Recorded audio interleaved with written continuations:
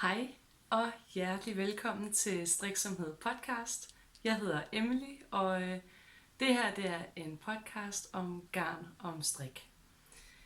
Jeg kaster mig direkte ud i det, og alt sniksnak det kommer forhåbentlig til sidst, men det kan også være, at jeg begynder at ævle-bøvle om alt muligt indimellem projekterne. Det plejer jeg at være god til, men jeg er i hvert fald rigtig glad for, at du er her. Og jeg har fået strikket rigtig meget siden sidste episode, så jeg vil starte med at vise alle de projekter, jeg er blevet færdig med.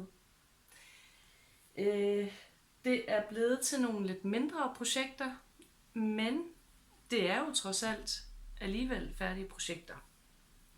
Jeg er blevet færdig med 2 huer, som jeg vil vise jer. Den ene ser sådan her ud.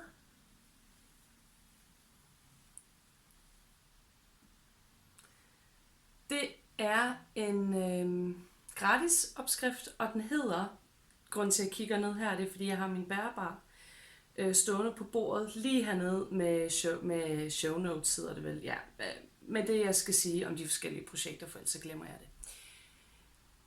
Den her hedder Jasons Cashmere Hat, og er designet af Melissa Thompson. Og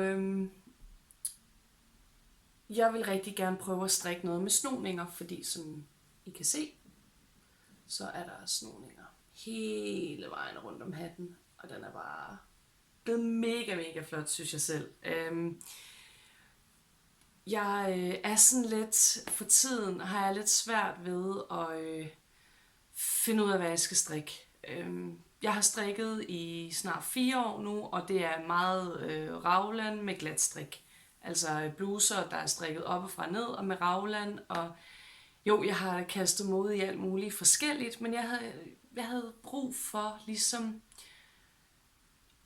at blive færdig med nogle ting, men også at udfordre mig selv en lille smule med teknikker.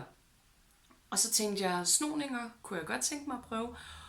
Og jeg vil sige, de der snoningspinde, dem gider jeg slet ikke. En snoningspind er sådan en lille bitte pind, de plejer kun at være måske så store her, og så går de ligesom sådan her med et hak ned og ud, så der er spidser på hver side, og så går der ligesom et hak ned. Og du kan få dem, altså de bliver oftest solgt i plastik, men man kan også få nogle lidt finere, nogle i træ. Jeg har en lille plastik en, og den var bare dræber at bruge. Altså, jeg kan ikke helt forklare det. Det gled bare ikke for mig. Så jeg tog en ganske almindelig strømpepind, altså med en helt almindelig strømpepind, og brugte den, og så gik det bare derudad. Så opfordring til dig, hvis du ikke har prøvet at strikke snoninger, brug en strømpepind i stedet for, og helst gerne et nummer mindre end den pind, du strikker med normalt, fordi så er det lidt nemmere. Jeg tror, hvis jeg brugt, den er strikket på 5 mm, den her, og jeg brugte en 5 mm strømpepind også, og det gik fint. Altså, men det der med, at den er lang, og den ikke har det der buk, og jeg synes altså ikke, at pinden glider ud af de der masker, man skal holde foran eller bagved. Så anbefalingen herfra, og opskriften er super nem. Det er en gratis opskrift, du kan finde den inde på Ravelry, som så henviser dig til den hjemmeside, hvor opskriften er på. Men jeg er super glad for den. Garnet er uden banderole, og det er noget, jeg har haft liggende i rigtig lang tid. Men hvis vi kigger på sådan udseendet af det, jeg ved ikke om den, ja, det er rimelig tykt. Som sagt, jeg strikker på 5 mm, og jeg synes, det ligner rigtig meget Drops Snow. Måske lige en anelse tyndere, men jeg tror sagtens, du vil kunne bruge Drops Snow til den her opskrift. Eller noget tilsvarende.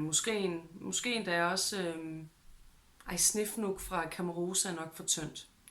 Gå ind og kig på opskriften, se hvad for noget garn de anbefaler, og så vælge noget, der minder om det. Jeg kan enormt godt lide huer, der har noget volume, og det skyldes, at jeg har et meget lille hoved selv.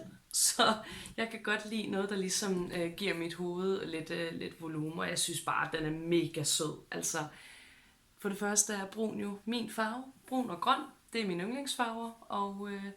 Og den her med snoninger og rib forneden, det er bare super klassisk, og jeg tror, det passer til alt, hvad jeg ejer nærmest. Og den kommer til at blive rigtig, rigtig varm her til vinter, fordi det er en tyk sag.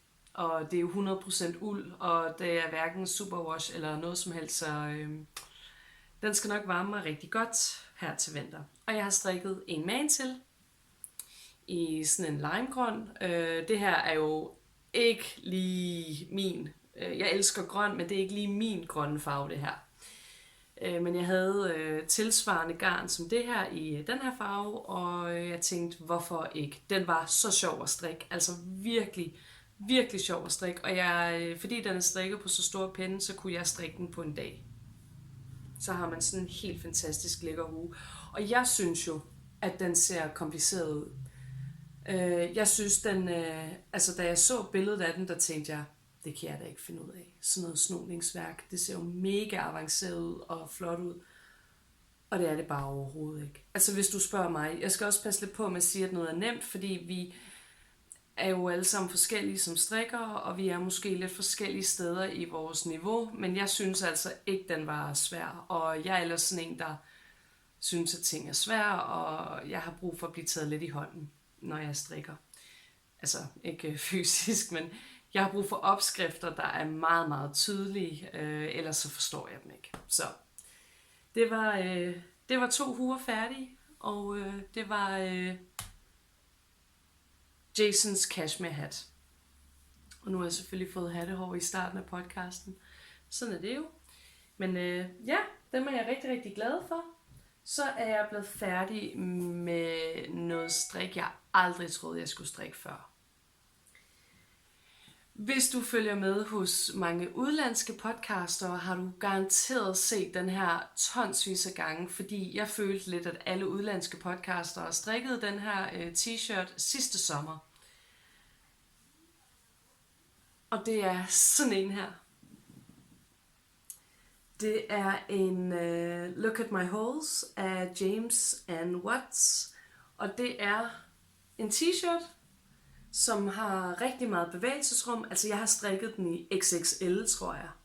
Så den har rigtig god bevægelsesrum, og så er det jo sådan noget fiskenet eller lace, eller hvad man vil kalde det. Sådan er den på hele t-shirten med rib i både i bunden og i halsen og ved ærmerne. Der er der strikket med rib her, kan I se. Kommer jeg til at gå med den? Det ved jeg faktisk ikke. Jeg var i et mode, hvor jeg rigtig gerne ville udfordre mig selv lidt med teknikker. Ej, det er svært at vise, hva'? Jeg vil gerne udfordre mig selv med teknikker, og der tænkte jeg, at den her, den prøver jeg altså. Og det var faktisk lidt svært. Den var lidt svær i starten, men da jeg først så knækkede koden, så synes jeg faktisk, det var okay. Koden, jeg ved ikke hvorfor. Ja. Så det kan være, at jeg skulle prøve den på, faktisk.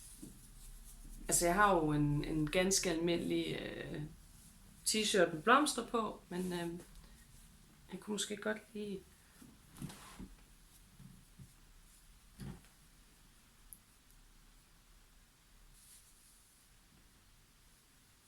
Og som I kan se, min t-shirt, den går helt ned til over maven og under maven. Og den her, den stopper altså ved min naturlige talje. Lige der. Så den er meget, meget cropped. Og man skal have noget indunder, fordi I kan jo se her, hvor gennemsigtig den er. Og ja, det skulle prøves. Jeg vil gerne se, om jeg overhovedet kunne finde ud af at strikke sådan noget all over, sådan noget mesh hedder det vist på engelsk. Jeg har svært ved at finde ord til det på dansk, men det er et hulmønster med store huller over hele t-shirten. Og den var faktisk ret sjov at strikke. Jeg har strikket den i 8,8 bomuldsgarn, og det er holdt dobbelt. Og det er for tykt til den her opskrift. Altså den er virkelig chunky og tyk, og det er lige på grænsen til, at jeg overhovedet ikke synes, den egner sig til sommer, selvom den faktisk er strikket i bomuld. Men Det var det, jeg havde liggende, og jeg ville gerne have, at den skulle være oversize, og jeg var bange for, at hvis garnet var for tyndt, at den ville blive for lille, og så videre, og så videre. Den skal strikkes i en DK weight, ved jeg. Altså garn, der løber cirka 100 meter per 50 gram.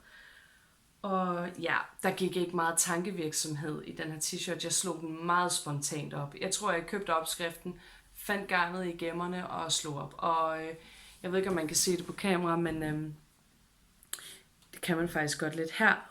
Der er farven lidt anderledes. Og det er fordi, at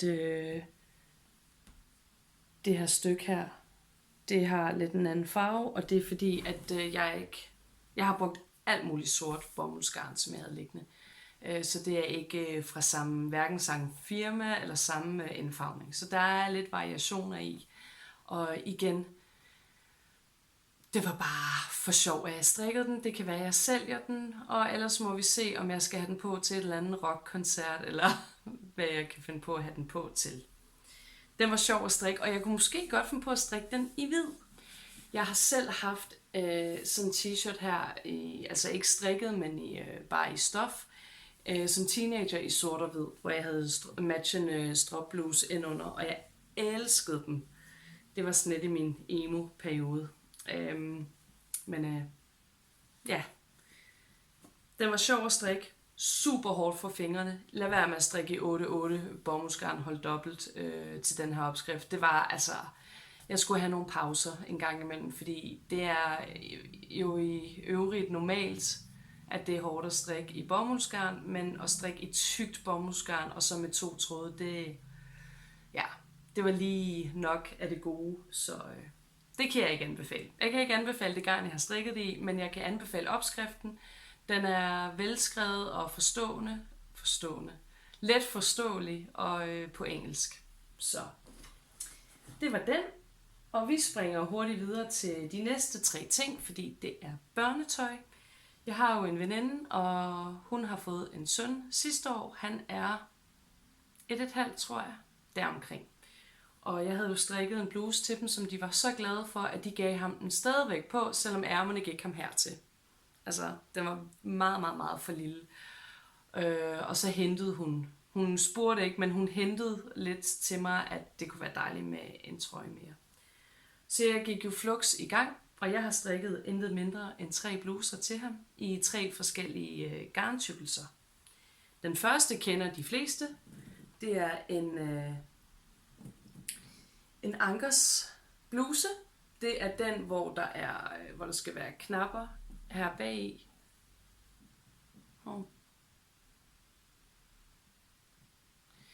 Min telefon siger, at der ikke er nok lagerplads. Nu ser vi, hvor lang tid jeg kan få lov at optage. Irriterende. Nå, der er til knap her, så jeg skal lige have strikket sådan en lille bub og putte en knap i. Alle de her tråde er hæftet. Jeg vil bare gerne klippe dem af, efter jeg havde skyllet den. Og det er jo med det klassiske ankerbæremønster, som vi alle sammen kender. Så den er der jo ikke noget fikumdik i. Jeg har strikket den i størrelse 4-5 eller 5-6. Det har jeg allerede glemt. Den er strikket i hjertemerino, som er noget gammelt udgået garn fra hjertegarn. Og det løber 185 meter per 50 gram. 100% merino. Jeg har ikke lavet strikkeprøve, og jeg har brugt de anbefalede pinde, som der står i opskriften. Så har jeg strikket sådan en sød en her også.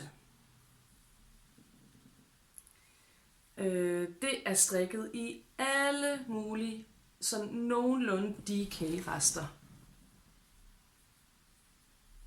Og det er en Good Old Raglan hedder den, og nu skal jeg lige se, hvad designeren hedder. Det er en gratis opskrift. Jeg skal lige logge ind på min computer igen. Twisted Knitwear. Og den der lille dut, det er bare lige for at indikere, hvor bagsiden er, og så skal jeg have syet et fint lille symærke i, tror jeg. Men den er strikket i, som sagt, DK weight garn, og det er i alle mulige rester. Den her har jeg købt i genbrugen, det hvide er faktisk noget garn med lidt høre i, tror jeg. Og det her i bunden har en smule akryl i sig, og den der grå tror jeg faktisk er noget drops karisma.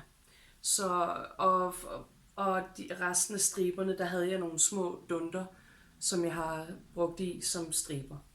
Rigtig, rigtig, rigtig god resteprojekt, fordi du kan variere. Du kan egentlig også lave den stribet helt oppefra og ned. Jeg har valgt at lave den sådan her, og jeg synes, den er blevet rigtig, rigtig, rigtig fin. Og den har virkelig fået brugt nogle af de der små rester, jeg ikke rigtig har haft nogle planer med. Så good old Raglan fra Twisted Knitwear. Mega, mega sød, og jeg håber, at den fremtræder sådan okay på kamera. Ja. Så kommer den sidste, og den ser sådan her ud, og den kender I sikkert også, det her design.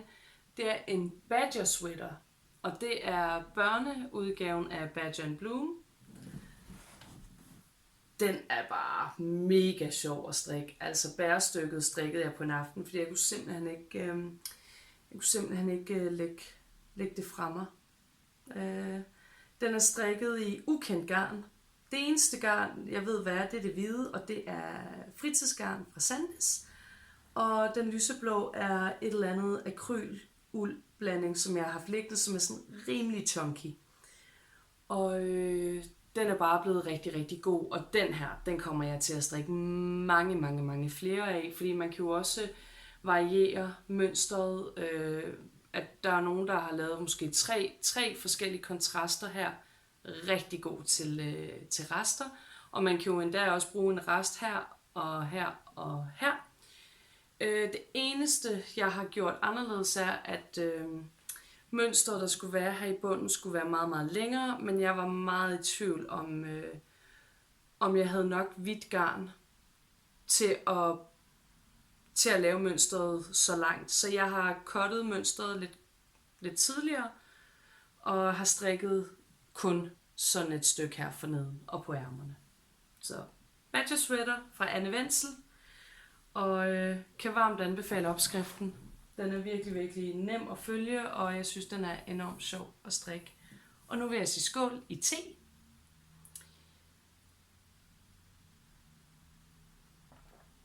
Jeg drikker næsten altid kaffe. Jeg elsker kaffe. Jeg elsker kaffe så meget, at jeg bliver nødt til at lave restriktioner for mig selv. Jeg må drikke maks 3 kopper om dagen. Og det er virkelig kun, hvis jeg har travlt, og jeg har nogle lange dage, at jeg må drikke 3 kopper. Fordi ellers så skal jeg faktisk kun op på 2.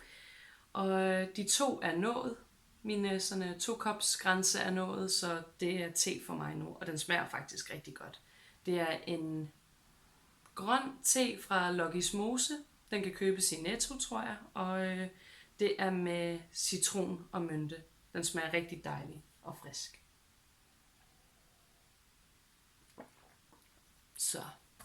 Så fik jeg også lige den med. Så fik jeg lige sådan et sceneskift, og det skyldes, at det her, det er altså 3 uger senere.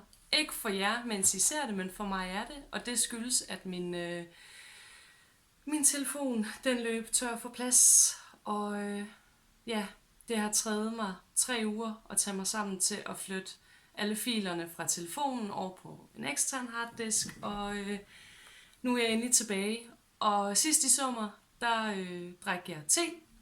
Og nu siger jeg lige skål i vand. Det er altså 3 uger senere for mig. Det er det ikke for jer. Men vi fortsætter, hvor vi slap, og det var med færdige projekter. For jeg har faktisk flere færdige projekter. Og jeg tænker, vi starter med den. Jeg har fået sådan lidt en hæklemojo i gang. Altså, den er der ikke så meget mere, men det var den før. Og jeg havde en masse tykke garnrester, som jeg simpelthen ikke vidste, hvad jeg skulle bruge til. Når garnet er meget tykt, så giver det sig selv, så har det lidt en kortere løbelængde. Og jeg synes nogle gange, det kan være lidt svært at finde ud af, hvad pokker man skal bruge sådan nogle mindre tykke garnrester til. Men jeg har sådan nogle skalstole, spisebordstole, som er lavet af sådan noget PVC-læder, altså falsk læder, og de bliver faktisk enormt kolde om vinteren. Og så tænkte jeg, kunne jeg ikke hækle sådan nogle puder? Eller ikke puder, for det kommer ikke til at, der er ikke fyld i dem, men sådan nogle sædeunderlag, kan man vel godt kalde det. Så det har jeg gjort, og jeg har lavet 4 styks, og jeg synes faktisk, de er blevet rigtig, rigtig fede. I får lige alle at se. Det er den første.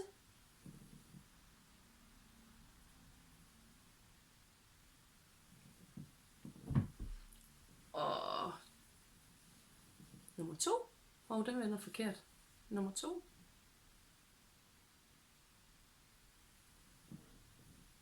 Nummer 3. Lidt sådan der.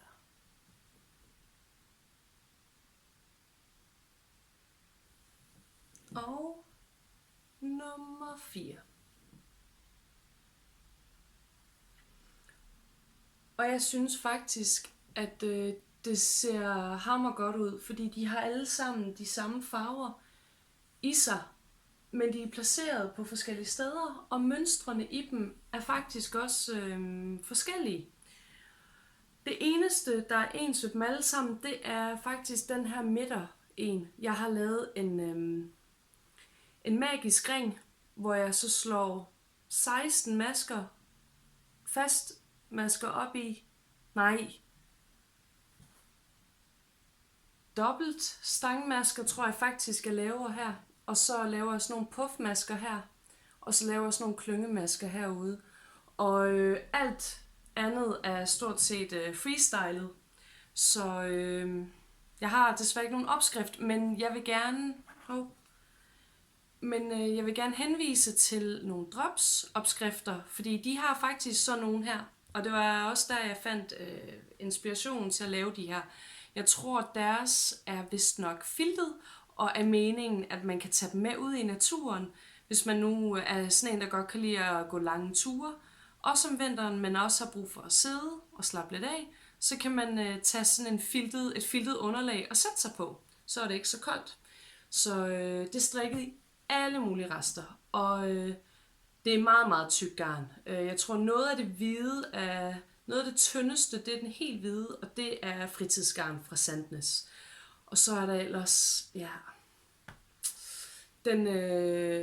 den lysegrønne der. Ej, hvor er der meget lys. Den lysegrønne der, det er noget, der minder om Drop Snow. Det er faktisk den samme grønne, jeg har brugt i min nummer 2 hue med kabler, som jeg lige har vist jer.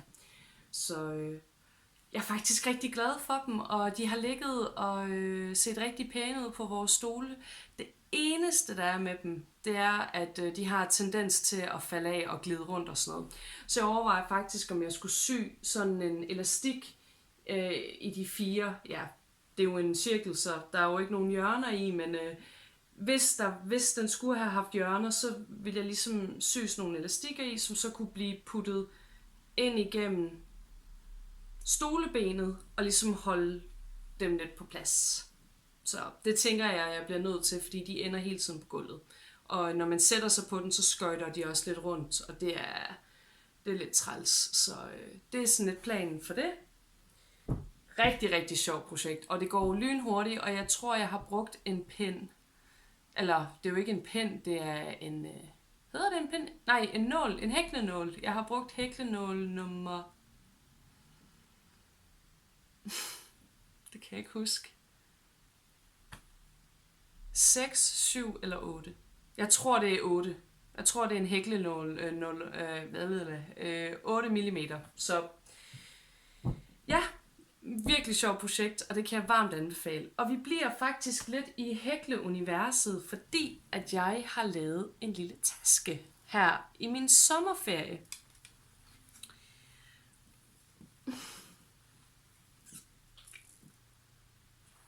Altså, den er lidt nuttet. Den er lidt fin, synes jeg, men den er... altså,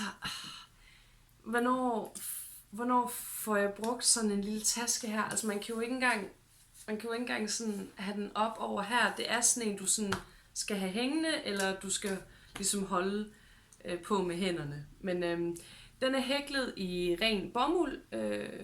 Den helt almindelige tykkelse 8-4 bomuld i sådan et solsikkemønster. Jeg tror, den hedder Sunburst Granny Square. Jeg har fundet en gratis opskrift på de her firkanter inde på noget, der hedder Sarah Makes, tror jeg. Og jeg linker også til opskriften nede i beskrivelsesfeltet, fordi det kan godt være, at det er noget forkert, noget jeg siger nu. Og måden, den er syet sammen på, det er faktisk også en gratis drops-opskrift, jeg har taget inspiration af, og den linker jeg også nede i beskrivelsesboksen. Og så har jeg været rimelig overskudsagtig, hvis jeg selv skal have lov at sige det. Der er får i. Kan I se det? Altså, jeg har klippet får, der matcher tasken, og så har jeg syet i hånden hele vejen rundt i kanten her. Så den er faktisk foret. Det synes jeg også var lidt fint. Jeg overvejede faktisk, om det kunne være sådan en... så man kan strikke strømper på farten, hvis man går en tur eller et eller andet. Fordi der er jo masser af åbning for, at garnet kan komme ud. Ja. Jeg ved ikke, jeg synes, den var super sjov at lave, og jeg synes, den er blevet lige som jeg havde regnet med. Og så har jeg de her fine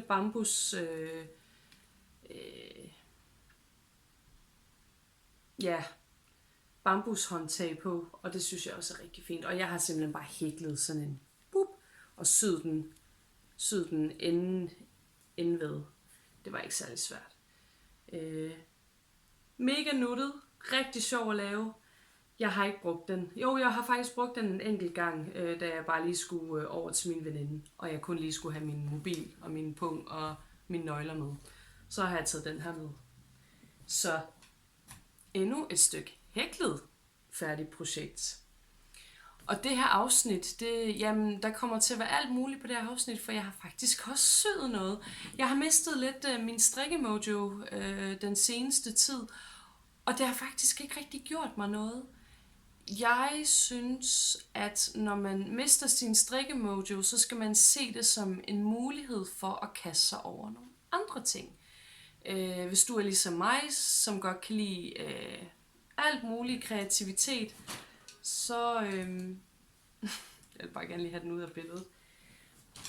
Hvis du er ligesom mig og godt kan lide alle mulige slags hobbyer, så er det enormt svært, når strikken altid dominerer. Så får jeg får ligesom ikke hæklet og syet, og jeg vil også gerne lære at brodere, og jeg vil gerne sy meget, meget mere og lære at sy mit eget tøj, men det er enormt svært at finde tid til det, når jeg altid tyr til strikken.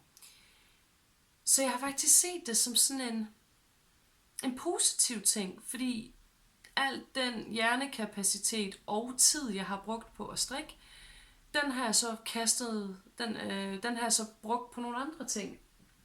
Og jeg har syet noget. Jeg har nemlig syet et pindeetui i sådan noget rigtig, rigtig fint stof her.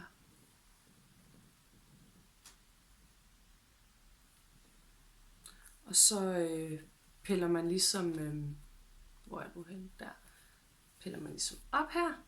Og så er det en meget, jeg kunne måske godt have undladt at lave sådan en lang snor, men det var så lang den var, og jeg kan altid klippe den. Men den sidder fast i den ene side her, og så ruller man op. Og så har jeg bare mega, mega mange rum til alle mine strømpepinde. Og bagpå. Jeg synes, det er rigtig flot, det her stof. Det er sådan træer. Kan I se det? Ja, det kan man godt der. Så,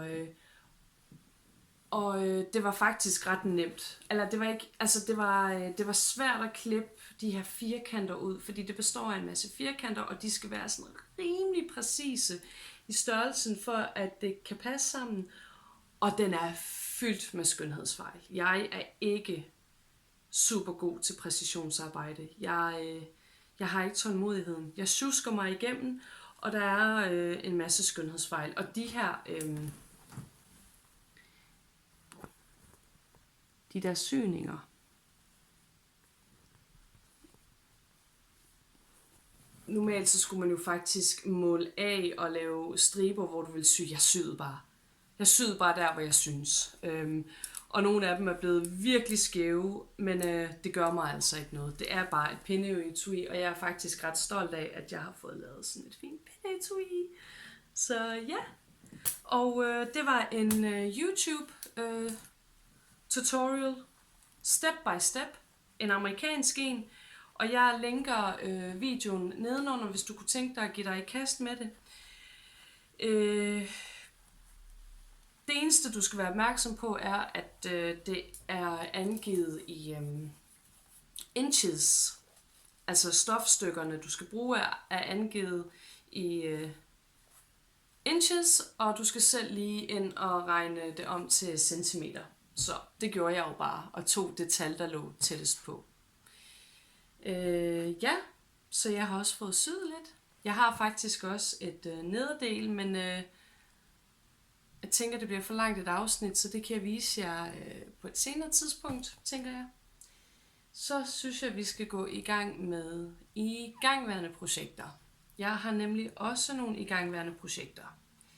Det er faktisk ikke så meget. Jeg har ikke strikket sindssygt meget her de sidste par uger.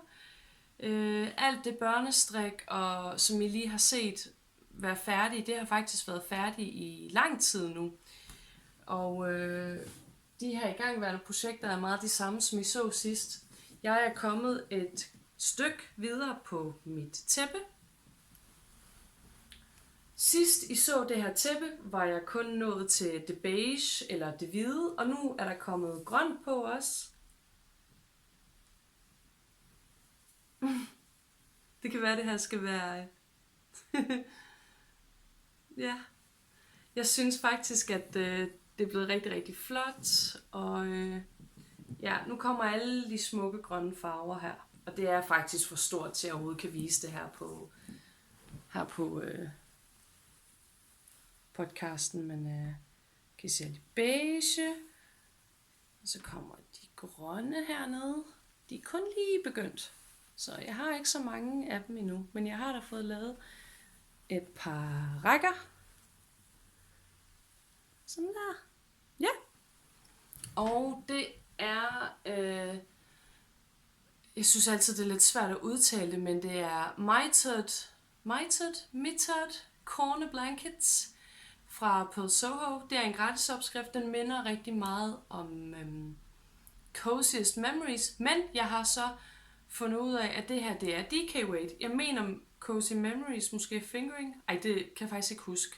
I må ikke hænge mig op på det, jeg kan faktisk ikke huske det, men det her, det er i hvert fald i DK weight, og det er mega squishy, og det bliver bare rigtig dejligt, og jeg glæder mig til at få det færdigt. Det er mit årstæppe i Kirsten Bruns Fra Lager til Liv samstrik. Hun hedder Fra Lager til Liv herinde på YouTube, og det gør hun også alle andre steder. Så hun laver sådan en samstrik, hvor vi skal strikke tæpper, og det her bliver mit årstæppe 2023, så jeg har en plan om, at det bliver færdigt i år. Det skal det blive. Og jeg har haft meget på pause her i sommerferien, og nu er jeg allerede begyndt at tage det frem igen, og jeg var lidt bange for, om jeg havde mistet strikkemojoen for det her tæppe, men det har jeg ikke. Jeg synes, det er vældig sjovt at strikke stadigvæk, og det er rimelig mindless, når man først forstår det der dominostrik, så kan jeg gå til og fra lige som jeg har lyst, så det bliver super dejligt, det her tæppe. Og den bor i min yndlings strikkekurv, nemlig den her flotte sag. Den står altid ved siden af min sofa. Det er der, hvor mit sofa-projekt det bor i. Den her flotte kurv. Så har jeg et andet igangværende projekt, og det er også min dårlige samvittighed, fordi jeg er faktisk ikke kommet videre med den. Men jeg bliver nødt til at vise den herinde, fordi jeg bliver nødt til at holde mig selv accountable, hvad hedder det på dansk? Accountable. Nå, jeg bliver nødt til at holde mig selv oppe på at få lavet den færdig. Og det er i den her lækre projekttaske fra Hide & Hammer, og jeg vil kalde det for en pose, fordi den er så dejlig blød, at man kan folde den sammen. Og inde i den gemmer sig en lidt krøllet en, nemlig den her fantastiske trøje. Det er The Classic fra Espace Tricot. Det er en gratis opskrift, og det er en top-down Raglan trøje. Man kan se, den er flotte Raglan der. Så har den drejet rib i hals og i ærmer og forneden. Og så er den rimelig oversize og er strikket på en pind 4,5 millimeter og er strikket i entrådet fingering weight garn, der løber 400 meter cirka per 100 gram, og en følgetråd, som kan være en sui silk eller en lace kit silk. Det kan være alle mulige af de slags. Min er strikket i Birker Berg garn. Begge dele, det er deres soft sock. Altså Birker Berg findes jo ikke mere, men garnet er fra Birker Berg, og den hedder soft sock, den ene tråd, og den anden tråd hedder sui silk lace. Den er så vanvittigt flot, den her farve. Jeg synes, den er monsterblød, super lækker. Og jeg skal bare have trævlet ærmerne op, fordi jeg vil gerne have, at ærmerne de er kortere, de er blevet alt for lange, og så vil jeg gerne have, at de går ind, altså at de kommer til at sidde mere tæt. Og så skal kroppen og ribben strikkes færdig. Og det der garn, det hænger bare alle mulige steder, og jeg har simpelthen ikke fået taget mig sammen. Sådan der. Jeg roder lidt rundt i det. Problemet er lige nu, at den her trøje, den kræver, at jeg prøver den på. Den kræver, at jeg piller begge ærmer op. Den kræver, at jeg laver en plan for, hvad jeg gør med den. Og det har jeg bare ikke fået taget mig sammen til. Jeg har fødselsdag den 28. september. Og jeg holder fødselsdag den 21. oktober. Min oprindelige plan var, at den her trøje, den altså skulle blive færdig der. Jeg kan lige vise den igen, og den er jo super flot. Min plan var, at jeg ville have den færdig til min fødselsdag. Det tror jeg faktisk ikke, det kommer til at ske. Så jeg har udvidet min egen deadline til når jeg holder fødselsdag. Den 21. oktober skal den her være færdig, og så bliver det faktisk som en fødselsdagsgave til mig selv. Det er nok den mest luksuriøse opstrikket trøje, jeg kommer til at eje, fordi at det er håndfarvet garn det hele. Det er smørblødt, og den kommer bare til at sidde kanonflot på mig. Og farven er jo helt fantastisk. Og ja, der er jo intet dårligt at sige om det, men kender I det, at så snart man skal noget andet end bare at strikke derudad, så går man i stå? Jeg ved ikke, hvorfor det er så svært for mig at bare få trævlet de ærmer op. Jeg har egentlig ikke noget imod at strikke ærmer. Det synes jeg egentlig kan være meget hyggeligt. Men det der med at trævle op og tage stilling, se, den sidder faktisk endda på pinden her. Så det er jo bare om at tage pinden ud og trævle op, forsigtigt trævle op til der, hvor den er skilt fra til krop og ærme. Og så begynde at lave indtagninger måske på hver 10. omgang eller sådan noget. Og så finde ud af, hvor lang ærmet skal være, og hvor lang ribben skal være. Og så er planen, at resten af garnet skal bare bruges til krop og den nederste rib, alt efter hvor lang den kan blive. Altså alt garnet skal helst bare bruges rub og stup, så det er garnet, der bestemmer, hvor lang den her bliver. Men jeg prøver altså at lave den her deadline, der hedder den 21. oktober. Fordi Nu har den altså ligget rigtig, rigtig længe. Altså som i rigtig længe, og den skal bare være klar til efteråret. Jeg elsker efterår, jeg er født i efteråret, jeg vil bare gerne have den her trøje færdig. Så, jeg skal tage mig sammen. Jeg skal ikke se det som pligtstrik, men se det som fødselsdagsstrik. Det er en, der skal blive færdig til min fødselsdag. Den er i gang værende, og det...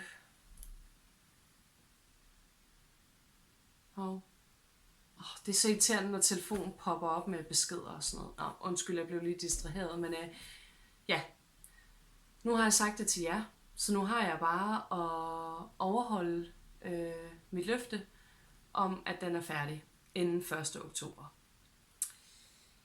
Et andet igangværende projekt er nogle strømper, som jeg da godt lige kan vise. Det bliver meget, meget kort.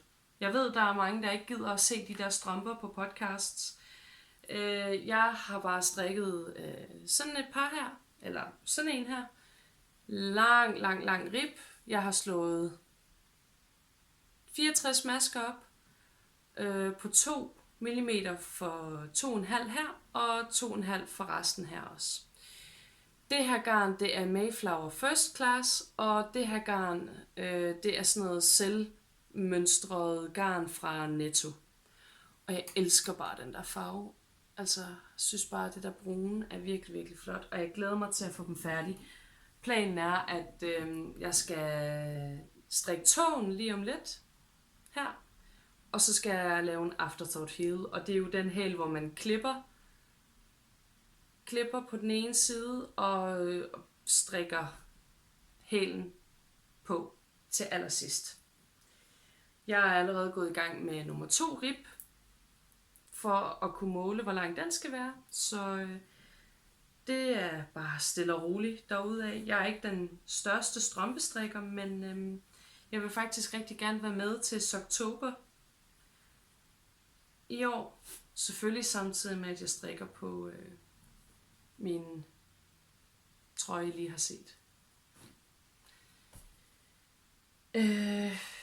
Har jeg mere igangværende? Det tror jeg faktisk ikke. Og jeg tror... jeg har faktisk et færdigt projekt, jeg slet ikke har vist. Jeg springer lidt rundt i det, det beklager jeg. Jeg har strikket sådan en fin en her. Det er Sophie Scarf. Sophie Scarf fra Petit Knit. Sådan en flot bordeaux-rød. Den er meget mindre rød. Den er mere sådan her. Og den har den perfekte størrelse, hvis du spørger mig, til sådan en overgangsnåde. Jeg mangler at hæfte ender.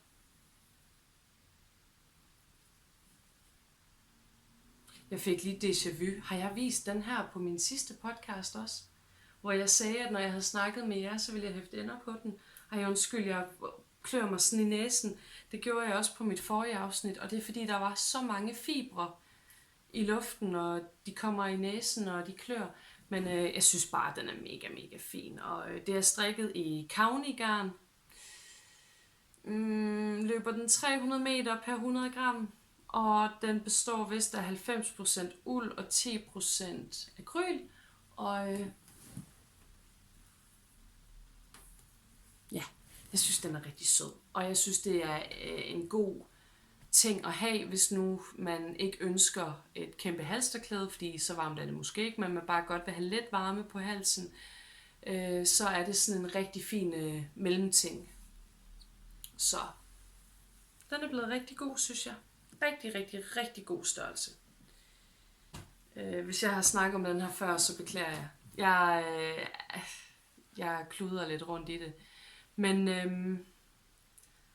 så vil jeg snakke lidt privat, og hvis man ikke gider at høre på det, så tusind tak, fordi du har lyst til at se med, og jeg håber, du har lyst til at se med en anden gang. Hvis du gerne vil høre en lille smule om, hvad der er sket siden sidst, så har jeg jo holdt sommerferie, og jeg har været i Skotland. Og tusind tak til alle jer, der ønskede mig god tur til Skotland. Det varmede meget. Det var virkelig, virkelig, virkelig dejligt. Vi havde en rigtig dejlig tur. Det var interessant at komme ud og rejse efter 6-7 år, hvor jeg ellers ikke har været ude at rejse. 6 år siden måske. Jeg kæmper rigtig meget med smerter i min lænd, og det må jeg sige, jeg kom også lidt på prøve i Skotland, men alt gik bare ud over alle forventningerne. Vi havde det så godt, og det var så dejligt og hyggeligt, og vi tog det i vores helt eget tempo, og vi fik set nogle dejlige ting inde i Edinburgh. Og ja, jeg ved ikke, hvad jeg skal sige. Det var i hvert fald en rigtig dejlig tur. Det kan være, at jeg sætter et par billeder ind af vores tur. Måske en lille video. Det finder jeg lige ud af under redigeringen, om jeg gider det. Så har jeg ellers bare hygget mig resten af min sommerferie med at plantefarve noget garn.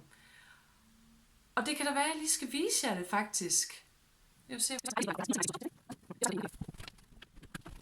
Jeg har plantefarvet rigtig, rigtig meget garn. Og det er i den her kasse. Garnet er fra det forhenværende Birker Berg. Der købte jeg intet mindre end 48 minifed af sådan noget sok merino. Fordi at jeg vidste, at på et tidspunkt ville jeg plantefarve. Det er de her mega nuttede, er det 20 grams? Det står nok på pakken her. Ja. Det er sådan nogle 20 grams fed. Det her, det er den ufarvede. Og ved hjælp af Lotte Denker, hedder hun Denker. Lotte fra Plantefarveren, hun har inspireret mig til at komme i gang med plantefarvning. Og hun er helt fantastisk. Tjek hendes Instagram ud. Hun er virkelig, virkelig inspirerende. Og nu skal jeg lige samle alle dem, jeg har farvet med tagrør. Ja. Jeg har farvet med tagrør. Hvert år holder Plantefarveren, a.k.a. Lotte, en dye-along, hvor man kan lave sådan en sammenfarvning med tagrør. Og det her, det er hvad jeg har fået ud af mit. Og det er jo faktisk en fade. Og jeg har bare opnået, skal jeg ikke lige få alle de her sedler væk. Vi putter lige den der. Og så kommer jeg lige lidt tættere på, sådan der.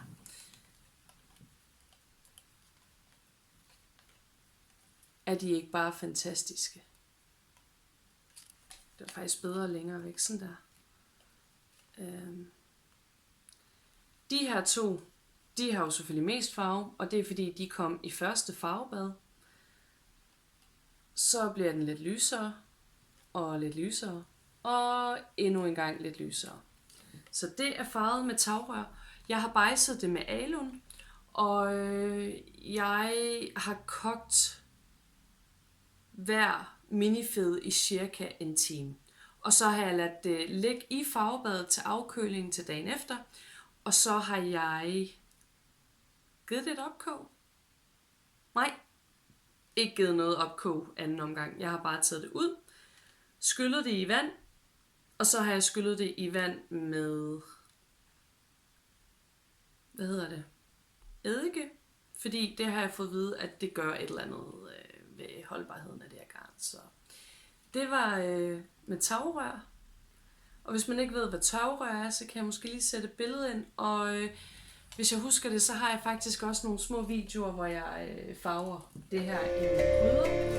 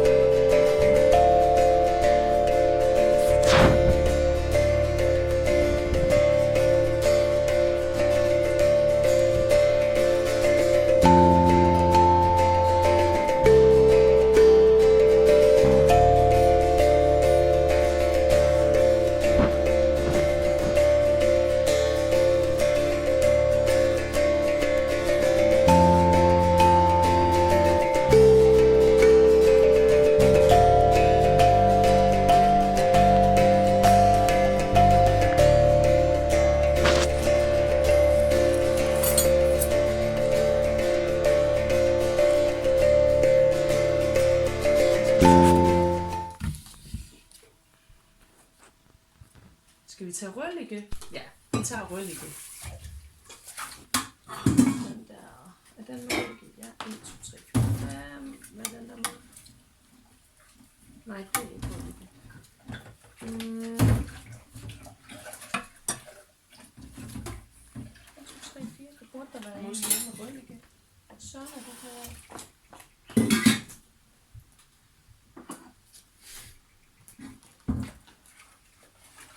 Lever du, Kat?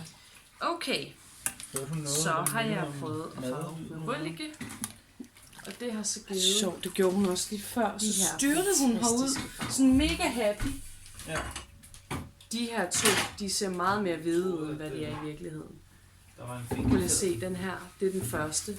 Den har sådan en guld, sådan en messing Der var røden finke. farve.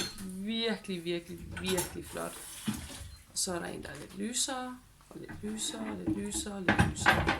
Og jeg tror faktisk, jeg har valgt at skrive Den er nogenlunde. sådan her, Den her. rødligge, Fjern den og bare. så et Bare tag nummer den. hernede.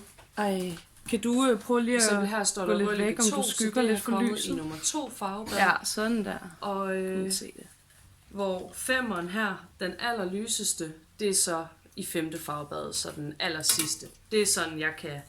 Jeg ved ikke, om man plejer at skrive sådan, men det er nu sådan, jeg har valgt at gøre. Men der var også lige 5 minifede. hende der Lotte i sådan en fade, hun faktisk, laver sådan nogle med videoer. Hun rødligge, har også fået som en jeg fyr synes til at lave sådan er noget blevet tank drum enormt smukke. musik, og så var jeg Så sådan, har jeg for farvet sjovt. med regnfang, og Ja. hold nu op, hvis du vil have en solgul farve, som virkelig giver farve, og giver farve i mange omgange, og kan farve rigtig meget garn af gangen, så kan jeg altså varmt anbefale regnfang. Prøv at se, hvor lidt forskel der er.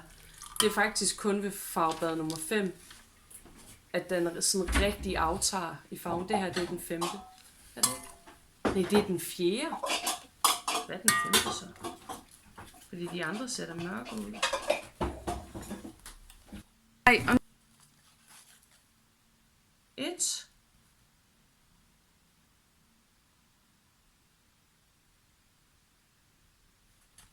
To.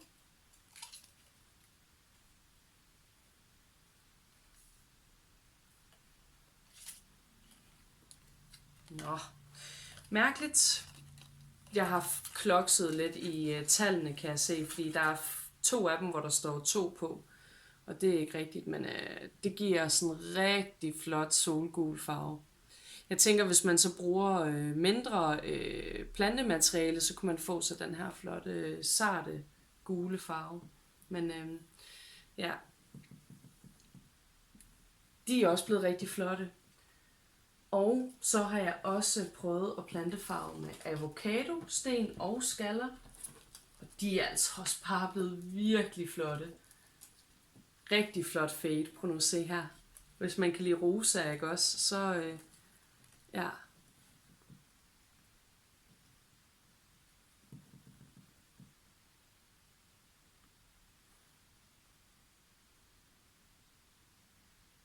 Der kan man faktisk tydeligt se, at den der, den er lysere end den der, og så bliver den mørkere og mørkere og mørkere.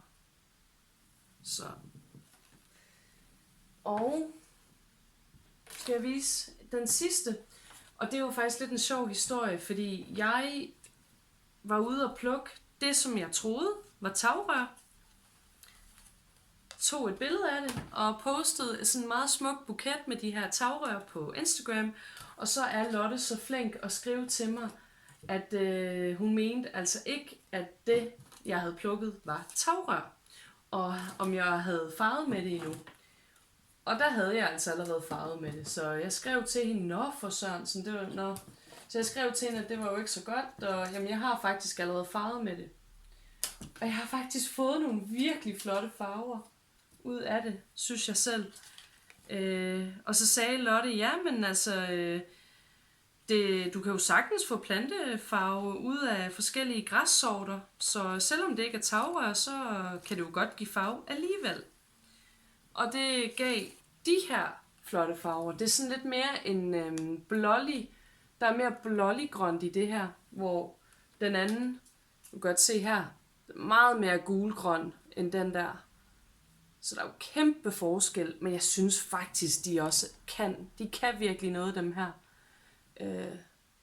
Prøv bare lige at skygge lidt for alt det sol der. Og så har jeg skrevet på tagget tagrør? Spørgsmålstegn. For jeg ved jo ikke om, det er jo ikke tagrør, det er en anden græssort, som ligner tagrør en lille smule. Og da jeg så fandt de rigtige tagrør, kunne jeg tydeligvis se, at ja, det er da ikke til at tage fejl af. Så. Men det var sådan, det var bare dejligt, at der skete noget med planten alligevel. Så jeg har plantefarvet en hel masse, og ja, hvis du har nogle spørgsmål til, hvordan jeg har gjort det, så skriv endelig til mig. Jeg er jo ikke ekspert i det. Jeg synes helt klart, at I skal skrive til Lotte, plantefarveren. Hun har meget mere styr på det, end jeg har. Hun har flere indlæg på hendes hjemmeside, hvor hun viser, hvordan man gør. Og jeg skal med til hendes EcoPrint kursus. Hun er endelig kommet til Sjælland. Jeg bor på Sjælland, og hun bor i Jylland, eller på Fyn. Jeg kan ikke lige huske, jeg tror hun bor på Fyn, men jeg er ikke helt sikker. Nå, men i hvert fald hun holder mest kurser andre steder end på Sjælland, og nu havde hun faktisk en, der ikke var så forfærdeligt langt væk fra mig. Så jeg skal på et EcoPrint kursus, og det er sådan et kursus, hvor man har bomuldstof, og så putter man planter på, og så ruller man det sammen, og så damper man det. Og når man så folder det ud igen, så har det ligesom afgivet et tryk. Og hvis jeg